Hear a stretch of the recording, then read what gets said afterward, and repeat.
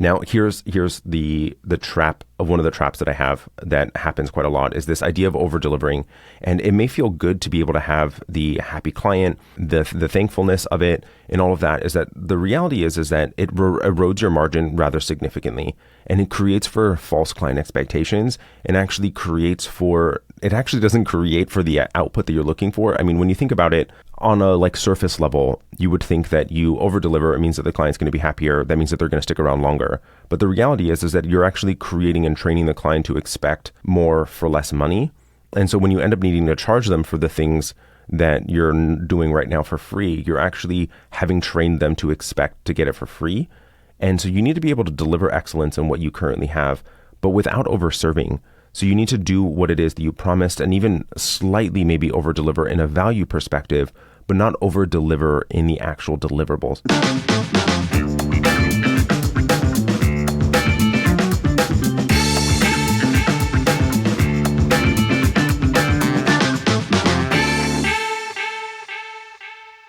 So most agency owners I meet are running too fast. They're hiring quickly, taking on too much, delivering more than they promised, and wondering why their bottom line isn't growing. So in this episode, I want to challenge the common belief that scaling means adding more people and doing more work. The reality, most agencies overhire and overdeliver, not because they're being reckless, because they're operating out of instinct and not insight. So I'm going to share stories about clients and who came to us demanding growth and got frustrated, and when we slowed things down, and how that ultimately changed everything for them in their own growth. And so if you're growing headcount, spinning wheels, or feeling like you're consistently trying to just play catch up, this episode is going to be for you. The entrepreneurial instinct, I think, kind of backfires in this way. This gut instinct, I think, is necessary at the very early stages of an agency, but becomes dangerous as you start to make meaningful financial decisions, hiring, resourcing things based on this. So that experiential or entrepreneurial optimism bias is what ends up fueling, I think, this overhiring and over delivery. It's this reality that we feel like we are going to be able to do things faster, that things are just going to end up working out. And I think that there's a lot of risk factor in that. And I like to be a bit more pragmatic when it comes to these types of decisions. And so how do we actually go about making sure that we have the base kind of data-based decision-making criteria that allows for us to go about this component of growth? And there's this kind of false belief that if we just do more, it equals better. And I want you to picture this as an example, right? So let's say that you have a client that is going through a meaningfully challenging time, and they're looking to be able to change directionally the way that they're going. And it's akin to the idea that you're on a boat, and someone that doesn't know how to swim has fallen overboard. And so what a lot of agencies, the way that they would approach this situation, and not actually the situation, but the way that they would approach this is they would try to explain to them, here's all the things that need to happen. We're going to throw everything at them. We're going to try to teach them how to float. We're going to teach them how to swim. We're going to teach them how to do this. And then we're going to do this as well. And all of those things are useful and true. But in that moment, all they need is a buoy, a life preserver, to allow for them to be able to survive this moment that they're currently in. So what is the minimum amount of work that is necessary to get them to that next stage? So once you have that person in the analogy that I'm putting forward, once you have that person with a life preserver, they're then able to hear you and then maybe consider being able to float. And now that they're able to float, now we're able to take them into a less risky area where now they can start to learn to swim because they're able to keep themselves in their head above water. And the same thing is true with your clients. What a lot of agencies end up doing is like, hey, you've got this challenge, so you can run ads, you can rebrand, you can build a new website, you can do social media, and all of those things are true, they can. That doesn't mean that that's the thing that they should be doing today. And so there's this false belief that more is better. And scaling is not just adding more people, stacking more services, doing more things. And I want you to look at what in your baseline way that you're attacking the client's challenge is having measurable impact to take them to that next stage that they need to go. And the same thing is true for you. How do I go about what is the immediate challenge that I have?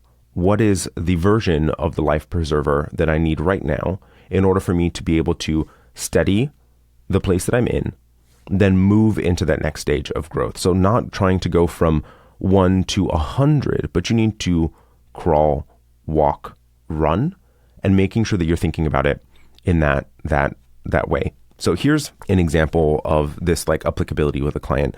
They wanted to grow rather rapidly, and the reality for them is that there was a lot of kind of holdback. They ended up growing their top line revenue just slightly over the first year that we were working together. The primary mandate that we agreed upon was actually growing profitability. There was a lot of initial markers. They were below target margins from a gross profitability perspective. Their net profit was subpar in my viewpoint and below industry averages. And that was the first thing that I wanted to tackle, because the reality is that growing top line revenue when you have that baseline financial problem, it actually doesn't make sense. And there was a lot of instances in conversation with this particular agency owner. She did not like holding things back. She's a very action-packed person, very motivated individual, likes to see change happening very rapidly, is a no kind of bullshit person, frankly. And I really enjoy that about her. But the reality is that just continuing to grow the exact same system that you had right then and not actually making optimizations to the way that we are functioning just creates greater chaos. It just is continuing to scale chaos. And so what we ended up doing, and what I ended up pushing with a lot of kicking and screaming, was optimizing profitability, improving upon delivery systems, validating pricing on an ongoing basis, creating for the data infrastructure that was necessary in order for us to be able to gain insights from what we are currently doing to then be able to create for greater output in the end.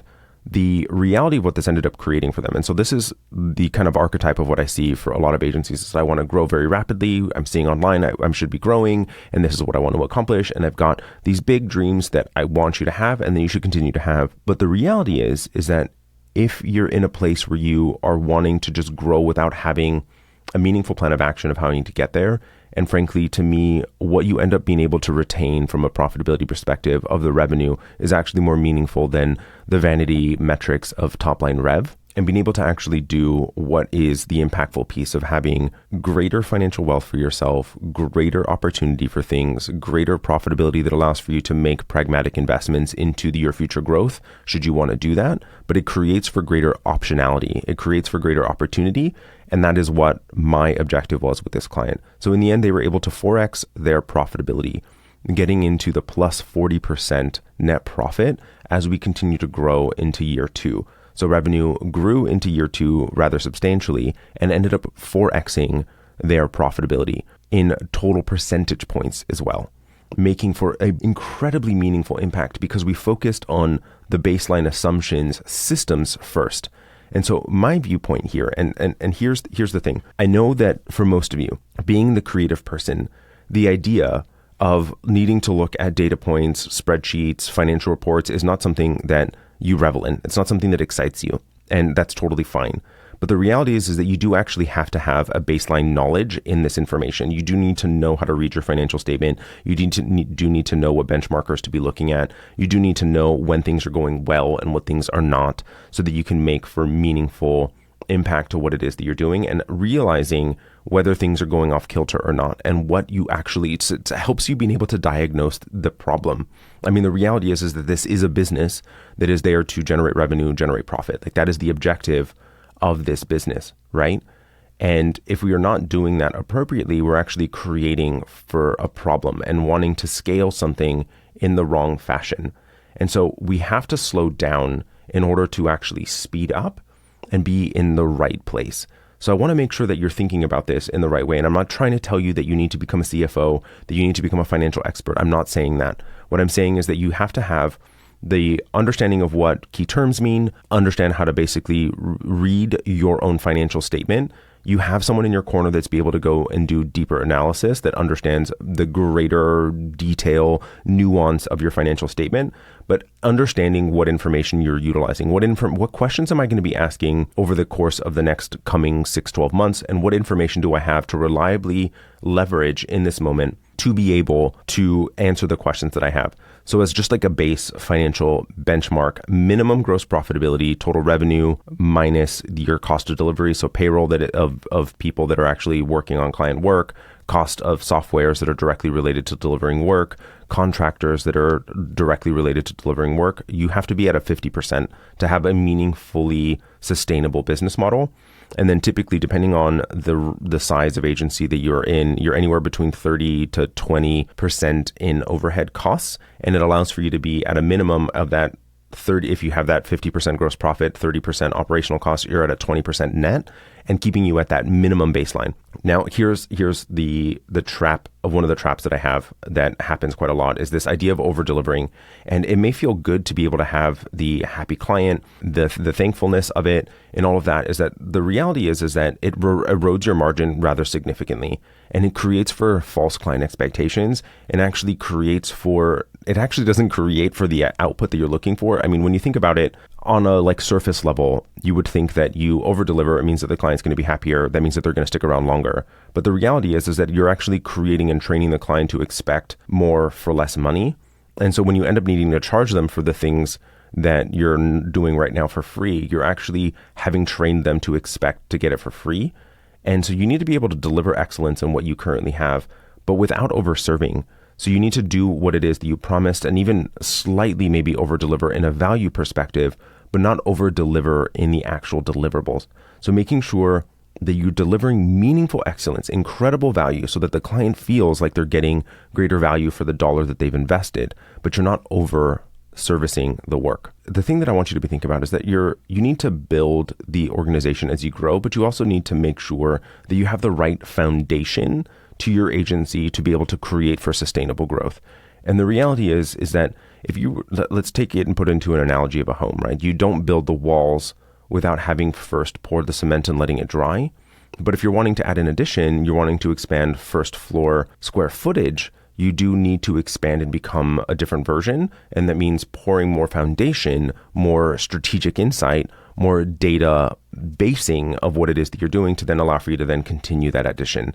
And so the same mindset needs to be applied into your agency as well, is how do I create for that meaningful foundation for my business that allows for me to gain the insights, have the structural integrity, have the baseline foundation that I need in order to be able to grow in a meaningful direction, and then get the machine right before you start to step on the gas, if you will, right? Because what I end up seeing so incredibly often, and it's frustrating for me, and I hope that I've never done this to any of you that are listening, is that we talk about growth.